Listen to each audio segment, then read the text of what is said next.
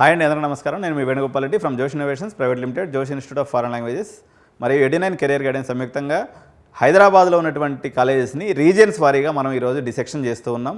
ఏ కాలేజీలు ఉన్నాయి, ఇప్పుడు మనం ఏం చేస్తున్నామంటే మనకి కూకట్పల్లి రీజియన్లో ఉండి సిటీ కాలేజెస్గా చెప్పుకోబడేటువంటి కాలేజెస్ ఏమున్నాయి, వీటి యొక్క స్థితిగతులు ఏంటి, వీటిలో ఫీజులు ఎలా ఉన్నాయనేది మనం 1 by 1గా డిసెక్షన్ చేస్తూ వద్దాం.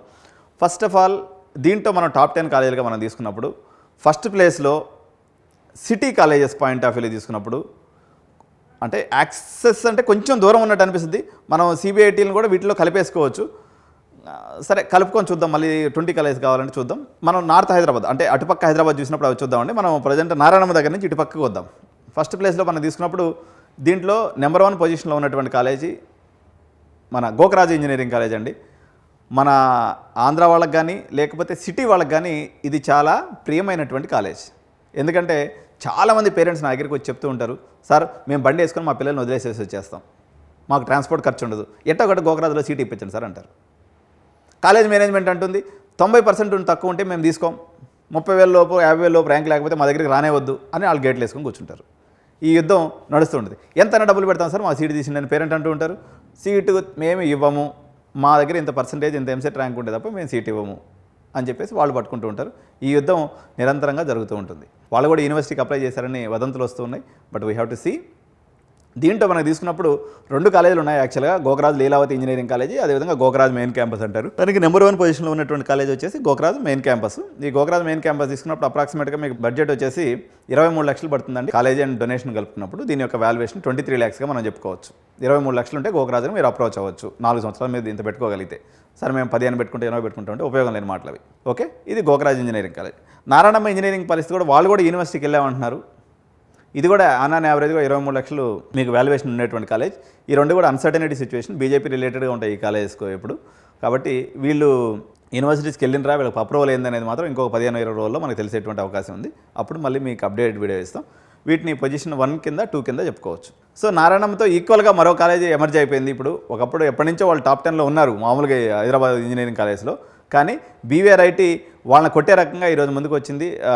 ప్రిన్సిపల్ వచ్చేసి మన డాక్టర్ సునీత మేడం ఆధ్వర్యంలో బీవీఆర్ఐటీ కాలేజ్ అయితే చాలా అద్భుతంగా పెర్ఫామ్ చేస్తుందని చెప్పి అంటున్నారు. అది అటానమస్ కాలేజ్ కూడా అవడం వల్ల నారాయణమ్మ కాలేజీకి ఇదైతే టగ్ ఆఫ్ కాంపిటీషన్ ఇస్తుంది. గర్ల్స్ క్యాంపస్లో ఈ 2 1 or 2 పొజిషన్లో ఉన్నాయి. యాక్చువల్గా 2 ఒకటే లెవెల్కి వచ్చేసినాయి ఇప్పుడైతే. సో దీనికి కూడా అదే పరిస్థితి అండి. మీకు 23 లక్షల budget BVRIT women's engineering college. ఇది కూడా సిటీలో ఉన్నటువంటి పొజిషన్ 1, 2, 3 చెప్పేశాం. 1, 2, 3 తర్వాత ఈ ఏరియాలో ఉన్నటువంటి మరో కాలేజ్ ఆప్షన్. చాలామంది ఏం చేస్తున్నారంటే గీతం యూనివర్సిటీ కాదు, దీనికన్నా ముందు వచ్చేసి ఓక్సన్ యూనివర్సిటీకి, ఎందుకంటే అదే రీజన్ కిందకు వస్తుంది. ఎందుకంటే ఆ పక్క ఇంకా మళ్ళీ ప్రత్యేకంగా రీజన్ లేదు. ఓక్సన్ యూనివర్సిటీ వచ్చేసి 3rd ప్లేస్లో చెప్పొచ్చు. ఈ 3 కాలేజీల తర్వాత 4th ప్లేస్లో మనకి ఓక్సన్ యూనివర్సిటీ చెప్పుకోవచ్చు. దీని యొక్క ఫీజు వచ్చేసి 28 లక్షలు 30 లక్షల వరకు హాస్టల్తో కలిపి ఇది కూడా అవుతుంది. వీళ్ళు కూడా స్కాలర్షిప్స్ ఇస్తూ ఉంటారు. ఫ్యాకల్టీ అయితే అంత మంచిగా లేరు, కానీ క్యాంపస్ అయితే బ్యూటిఫుల్ క్యాంపస్. స్పోర్ట్స్ ఇన్ఫ్రాస్ట్రక్చర్ కూడా ఎక్సలెంట్ ఉంది. ఫ్యాకల్టీ పాయింట్ ఆఫ్ వ్యూలో వెరీ డిసప్పాయింటెడ్. అంత ఫ్రెష్ ఫ్యాకల్టీని పెట్టి చెప్పిస్తున్నారు వీళ్ళు. వాళ్ళ దగ్గర ఫ్యాకల్టీ అయితే అంత మంచిగా అనిపించలేదు నాకైతే. అది 4th పొజిషన్. అండ్ 5th పొజిషన్లో ఇప్పుడు ఈ కేఎల్ యూనివర్సిటీ కాంట్రవర్సీలో కూడా వీళ్ళు ఉన్నారు. గీతం యూనివర్సిటీ అండి. ఇది 3.5 లక్షల ఫీజుకి అప్రాక్సిమేట్గా మనకి బడ్జెట్ ఉంటుంది. ఇది కూడా కూకట్పల్లి రీజియన్ కింద చెప్పుకోవచ్చు. సో దీన్ని 5th పొజిషన్లో అనుకోవచ్చు. సో ఈ బెల్ట్లో కూకట్పల్లి రీజియన్లో 6th పొజిషన్లో మనం తీసుకున్నప్పుడు మనకి మేజర్ పెద్ద కాలేజీలన్నీ అయిపోయినాయి. Gokaraju Leelavathi engineering college 6th పొజిషన్. ఇది గోకరాజు లోపల క్యాంపస్లో ఉంటుంది. ఇది వచ్చేసి మీకు అప్రాక్సిమేట్గా మీకు ఒక 13 to 14 lakhs. ఇది నాన్ అటానమస్ కాలేజ్ అయినప్పుడు కూడా గోకరాజు బ్రాండ్ వల్ల దీనికి మంచి పేరు అనేది వచ్చింది. సో ఇది పొజిషన్ నెంబర్ 7లో తీసుకోవచ్చు. పొజిషన్ నెంబర్ 8లో మరో ఉమెన్స్ కాలేజ్ కూడా ఇక్కడ ఉంది. దాని పేరు రిషి ఇంజనీరింగ్ కాలేజ్ అండి. చాలామంది తెలియదు ఈ కాలేజ్ గురించి. ఇది మనకి జేఎన్టీయూకి ఆనుకునే ఉంటుంది. రిషి డిగ్రీ కాలేజ్ అని ఉంది, చిన్న కాలేజీ. బట్ ఆమె ఒక లేడీ మెయింటైన్ చేస్తుంది, ఎప్పుడు చైర్మన్ అక్కడే ఉంటారు. లోకల్ వాళ్ళని తీసుకొచ్చి ఫ్యాకల్టీ బాగానే అంటే సుమారుగా ఉంటుంది. దానికి బడ్జెట్ తగ్గ కాలేజీ 6-7 లక్షల రూపాయల్లో చిన్న బడ్జెట్లో చెప్పుకోవచ్చు. పెద్ద ఇంజనీరింగ్ కాలేజ్ ఎలివేషన్ ఉండదు, కానీ పెద్దగా చెప్పుకోవడానికి నెగిటివ్ లేదు, పెద్దగా చెప్పుకోవడానికి పాజిటివ్ కూడా ఇక్కడ ఏం లేదు. ఇది పొజిషన్ నెంబర్ 8 కింద చెప్పుకోవచ్చు. పొజిషన్ నెంబర్ 9లో మనం ఇక్కడ తీసుకున్నప్పుడు మనకి ఎంఎన్ఆర్ యూనివర్సిటీ అండి. ఇది వచ్చేసి సంగారెడ్డిలో ఉంది. యాక్చువల్గా వీళ్ళకి ఎంఎన్ఆర్ ఇంజనీరింగ్ కాలేజ్ కూడా ఉంది. నాకు తెలిసి ఈ సంవత్సరం అది ఆపరేట్ చేయరు వాళ్ళు, ఎంఎన్ఆర్ ఇంజనీరింగ్ కాలేజీ. కాకపోతే ఏదో లేచి ఆడుతుంది అన్నట్టుగా వీళ్ళైతే మామూలుగా దీని రేంజ్ 1 లక్ష రూపాయల ఫీజు, 3 లక్షలు పెట్టి కూర్చున్నారనమాట ఫీజు.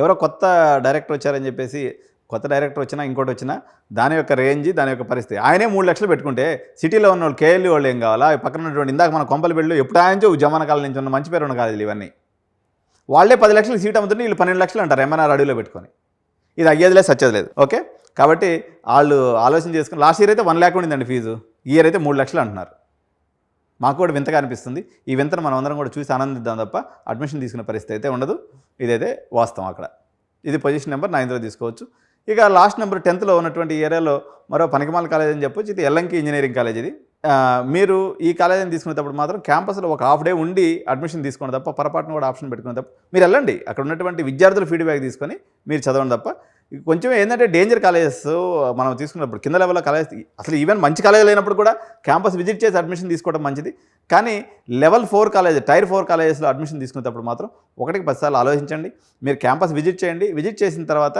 డైరెక్ట్గా అడ్మిషన్ రూమ్లోకి వెళ్ళొద్దండి మీరు పిల్లలు కాలేజ్ వదిలే టైంలో వెళ్ళండి గేట్ బయట నిల్చోండి ఒక 20 మంది పిల్లలతో మాట్లాడండి బాబు మేము ఇక్కడ కాలేజీలో చేరమంటారా కనీసం ఒక 10 మంది అన్నా ఓకే అంకుల్ పర్వాలేదు చేరండి అంటే మీరు చేర్చవచ్చు ఇది ఒకటి మాత్రం గుర్తుపెట్టుకోవాలి మీరు యూ టేక్ ఎనీ కాలేజ్ అది నారాయణమ్మ కాలేజ్ కావచ్చు సిబిఐటి కాలేజ్ కావచ్చు లేకపోతే ఇంకో కాలేజ్ కావచ్చు పిల్లల ఫీడ్బ్యాక్ లేకుండా కాలేజీని విజిట్ చేయకుండా అడ్మిషన్ తీసుకోవటం తల్లిదండ్రులు చేసేటువంటి అతిపెద్ద నేరం ఈ పనిని పొరపాటును కూడా మీరు చేయొద్దు ఇప్పుడు చేసినటువంటి నేరం వల్ల మీకు జేఈఈ మెయిన్స్ రాలేదు అటు ఎంసెట్ కూడా రాలేదు ఈ వీడియో ఇక్కడ దాకా చూస్తున్నారంటే ఖచ్చితంగా మీకు ర్యాంక్ వచ్చేటువంటి అవకాశం తక్కువ ఉన్నటువంటి పేరెంట్స్ మాత్రం ఈ వీడియోని ఇక్కడ దాకా చూస్తారు కాబట్టి నేను చెప్తున్నాను చివరి వరకు ఎందుకు నేరం చేశారు వాడెవడో మీకు జేఈలో ర్యాంక్ కొట్టిస్తాను 2 లక్షలు కట్టమన్నారు మీరు కట్టేసి ఊరుకున్నారు జేఈ అనేది 100 మందిలో ఒకరికి వచ్చేటువంటి సీటు పోనీ అప్పటి నుంచైనా మీరు ఎంసెట్ మీద ఫోకస్ పెట్టుంటే ఎంసెట్ కాలేజీలన్నా వచ్చిండే ఆ ప్రయత్నం కూడా చేయలేదు ఆశల పల్లికి ఎత్తుకొని ఎవరినో నమ్మేసి మోసపోయారు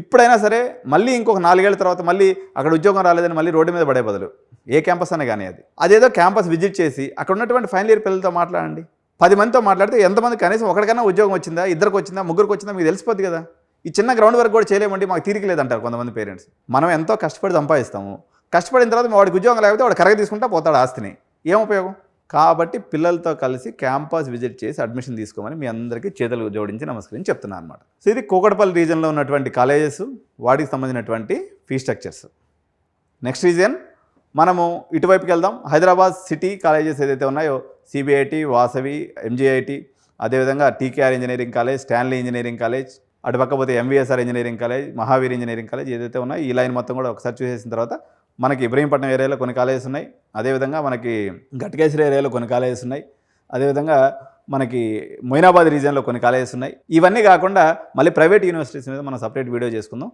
థ్యాంక్ యూ సో మచ్ జై హింద్